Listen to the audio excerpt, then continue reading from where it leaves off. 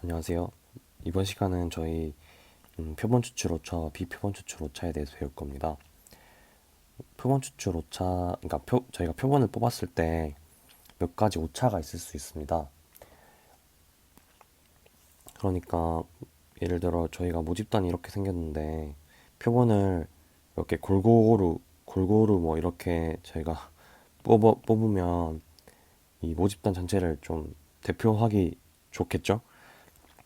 하지만 그렇지 못한 경우도 있고, 그러니까 표본이 모집단이 이렇게 생겼는데 저희는 표본은 정말 일부분, 그러니까 이 전반적인 부분을 표현하지 못하고 이 일부분만 뽑아서 표본으로 뽑는 경우도 있고요. 그런 경우는 이제 오차가 생기겠죠. 그리고 그러니까 이렇게 된 게 설계가, 그러니까 표본을 뽑을 때 설계가 잘못돼서 그럴 수도 있고, 우연히 정말 우연으로 인해서 랜덤하게 뽑힐 확률이 다 같았는데 이쪽에만 몰릴 수도, 정말 우연히도 그렇게 될 수도 있잖아요. 이런 경우도 있고요. 그 다음에 뽑을 때 뭐 설계도 괜찮았고 우연히 뭐 한쪽으로 몰리지도 않았고 골고루 다 퍼져 있었는데, 표본을 이렇게 골고루 이렇게 다 뽑았는데 이 뽑는 과정에서 뭐 그 표본의 통계량을 조사하는 과정에서 뭐 어떤 측정하는 수단이 잘못되었다던가, 뭐 일하시는 분이 어떻게 좀 의사소통이 잘못해서 통계 수치를 잘못 계산한다던가 뭐 그런 문제가 있을 수 있잖아요. 네, 그런 것도 이제 표본 추출에서 오차라고 말을 합니다. 네, 이제 이 부분에 대해서 좀 더 깔끔한 정의된 말로 한번 보겠습니다. 그러니까 모집단으로부터 표본을 뽑았을 때 그 표본으로부터 얻은 특성은 모집단 전부 조사하에 얻은 특성과 차이가 있을 수 있습니다. 그런 거 이제 이유가 표본 추출에서 오류가 있는 경우, 그다음 측정상에 오차가 있는 경우, 그다음 해석상에 뭐 잘못이 있는 경우는 여러 가지 원인이 있을 수 있는데요. 네, 이제 여기 세 가지 예가 있는데 이 예를 한번 보고 뒤에 이제 계속해서 개념 정리를 하도록 하겠습니다. 어떤 식의 오차들이 있을 수 있는지 보여주는 예입니다. 그러니까 고등학생 1학년 신입생의 IQ를 알아보기 위해서 임의로 4명을 선정했습니다. 그랬더니 그 임의 4명의 평균 IQ가 127이었어요. 굉장히 높았죠. 그래서 이번에 정말 똑똑한 사람들 다 들어왔다라고 생각을 했지만 실제 신입생을 전수조사해본 결과 평균이 98이었습니다. 네, 이런 경우에는 어떤 표본을 뽑는데 4명을 선정하는데 설계가 잘못됐거나, 아니면 우연히, 그러니까 우연으로 인해 네, 이렇게 뽑힌 경우도 있겠죠. 네, 이렇게 두 가지 때문에 발생했을 거라고 저희 추측은 해볼 수 있습니다. 그 두 번째 예는 굉장히 유명한 예인데요. 다이제스트 잡지사가 1936년에 그러니까 루즈벨트랑 랜든이라는 이제 대통령 후보 둘 중에 어떤 사람이 좀 더 지금 대통령 당선 가능성이 높은지 알아보기 위해서 여론조사를 했는데, 당시에 그 다이제스트사에서 조사를 했을 때는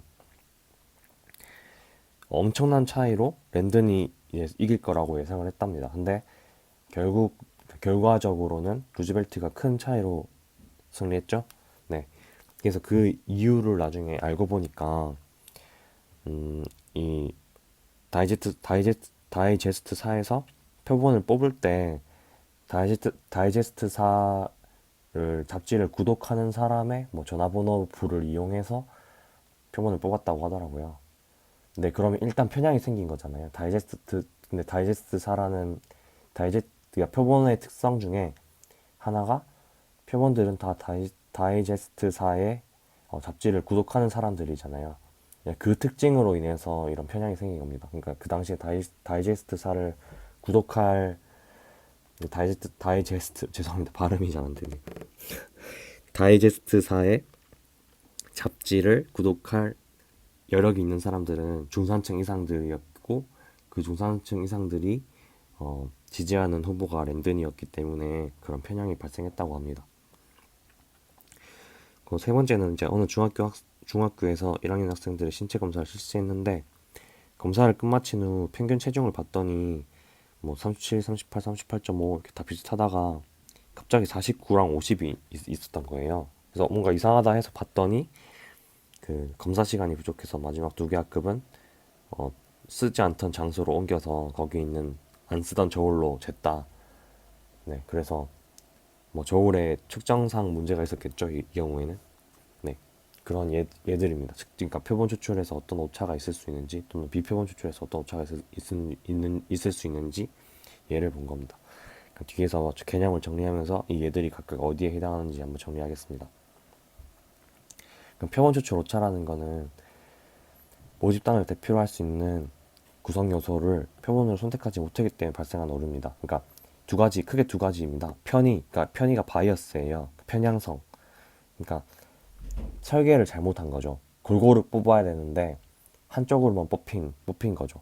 그러니까 우연. 이것도 비슷한 개념인데 우연은 설계는 제대로 했는데 우리가 랜덤하게 뽑았는데 그게 우연히 정말 한쪽으로 편향이 된 거예요.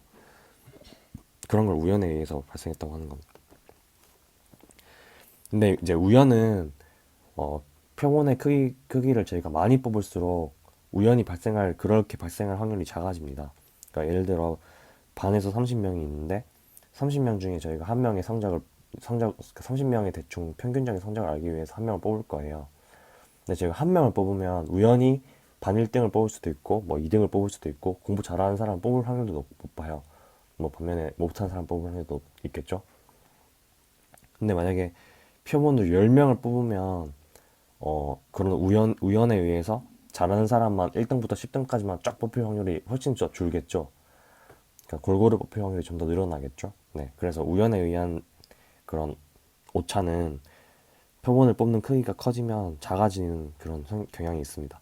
대신에 표본을 뽑는 개수가 늘어나니까 그만큼 견지성이 희생이 되겠죠. 그러니까 바이어스라는 거, 편이라는 거는 설계를 잘못해서 그렇게 뽑히는 경우입니다.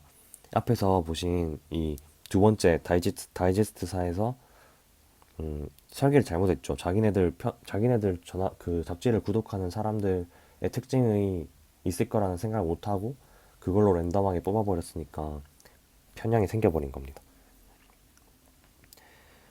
그러니까 그런 편향은 아무리 표본을 많이 뽑는다고 해도 뭐 이미 편향되어 있기 때문에 그런 편향이 해결되지 않습니다.